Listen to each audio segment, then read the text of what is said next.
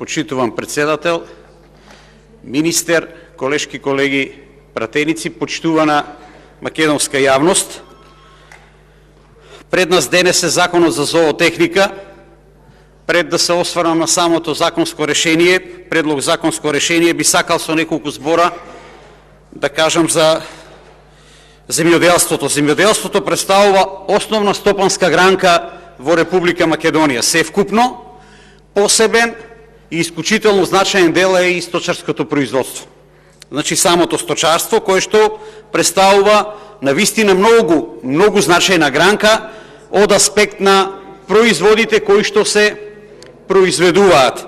А тоа се производите на сточарското производство: млеко, месо, јајца, маст и така натаму, кои што се неопходни во исхраната на секоја популација, вклучително и нашата. Освен тоа, сточарството обезбедува суровина и за повеќе индустрии. Тоа се прехранбената, кожарската, текстилната индустрија. Значи севкупно индикатор за развој на едно општество, на една земја, секако е развојот на сточарското производство. За жал, во изминатите години, со политиките кои што се спроведуваат, дојде до опаѓање на бројот на добиток.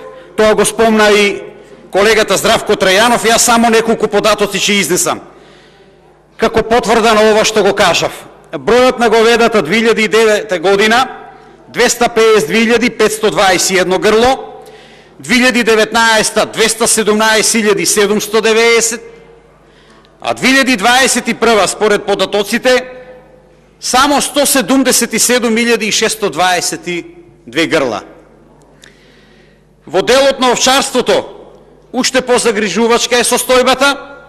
2009 година 755.356 грла. Република Македонија важеше за држава која што во времето кога имаше 2 милиона жители, имаше 2 милиона број на грла овци.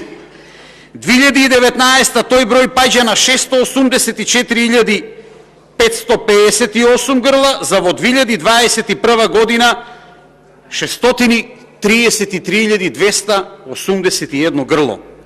Во делот на производството на свињи 2007 година 233.702, 2021 186.146 грла. Многу загрижувачки податоци, кои што најдобро укажуваат за тоа каква политика се води во делот на сточарското производство.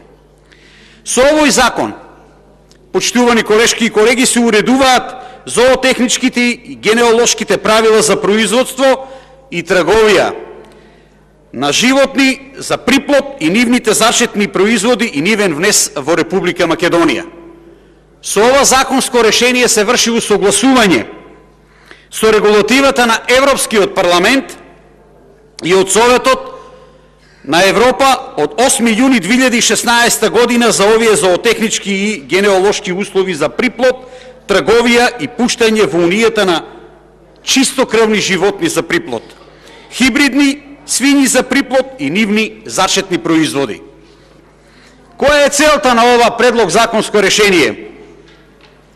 Уредување на сточарството заради обезбедување на квалитетен приплоден материјал, производство на квалитетни производи од анимално потекло и заштита на биолошката разновидност и ген банките во сточарството. Кога зборуваме за производите од сточарско производство, треба да кажеме дека станува збор за високо квалитетни производи, кои што со чие што внесување преку храна човечкиот организам задоволува потреби во делот на есенцијалните масни киселини, кои што самиот човечки организам не може да ги синтетизира. Исто така, како цел на ова законско решение е подобрување, односно одржување на особините на самите животни, фактички и подобрување на генетскиот потенцијал на животните, задоволително производство на квалитетни производи од анимално потекло и обезбедување на биолошка разновидност во сточарството. Посебни точки кои што јас ги издвоив и бараат посебно внимание се задоволување на растечките потреби во државата со сточарски производи, бара брз развој на сточарството и тоа преку унапредување на генетскиот потенцијал на животните.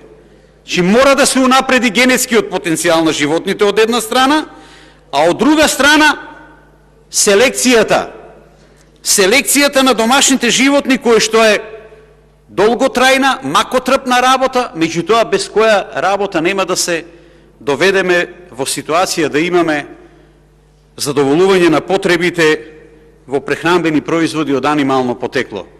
Селекцијата е клучна. Таа е фактор без која не може да се очекуваат резултати во делот на подигнувањето на продуктивноста на сточарството во целина. Посебен сегмент представува и матичното книговодство, кое што мора да се води врз основа на уедначени, унифицирани правила, образци и книги. Мора да се води сметка за резултатите од приплодот и резултатите од прирастот. Исто така, мора да се задоволат одредени правила, а тие правила и критериуми се дефинирани во законодавството на Европската Унија, каде што на законодавството на Европската Унија во делот на земјоделското производство отпаѓа некаде околу 50% од севкупното законодавство.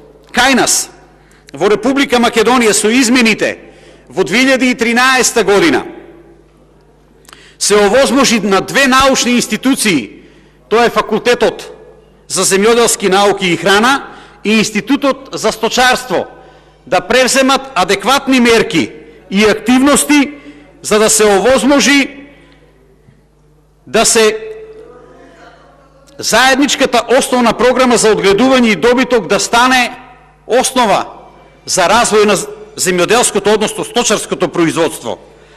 Се изготвија одделни одгледувачки програми за одгледување на добиток и се формираа здруженија на одгледувачи кои што се фактички признати организации. Со новиот закон за зоотехника, овие признати организации на одгледувачи, како и новите здруженија кои што доправа ќе се формираат, треба да ги спроведуваат методите и правилата за одгледување на чистокрвни приплодни животни кои се усогласени со европското законодавство. Исто така, не помалку важна е и заштитата на биолошката разновидност, која е обврска на Република Македонија, која е превземена со подпишување на Конвенцијата за заштита на биолошката разновидност. Посебно е нагласена заштитата на биодиверзитетот, каде што се набројуваат автохтоните видови, подвидовите, расите и линиите во Република Македонија. Од големо значење е донесување на ова законско решение, затоа што во изготвувањето се вклучени повеќе научни институции и затоа уште еднаш би сакал да потенцирам, се надевам дека со донесување на ова законско решение конечно ќе се стави крај на она што значи девастирачко влијание во делот на развојот на сточарството и оние бројки кои што ги презентирав на самиот почеток ќе добијат едно поинаква динамика и сточарството ќе се врати како извор на екзистенција, меѓутоа и како извор на заработка на сите оние кои што се бават со сточарско производство во Република Македонија. Ви благодарам.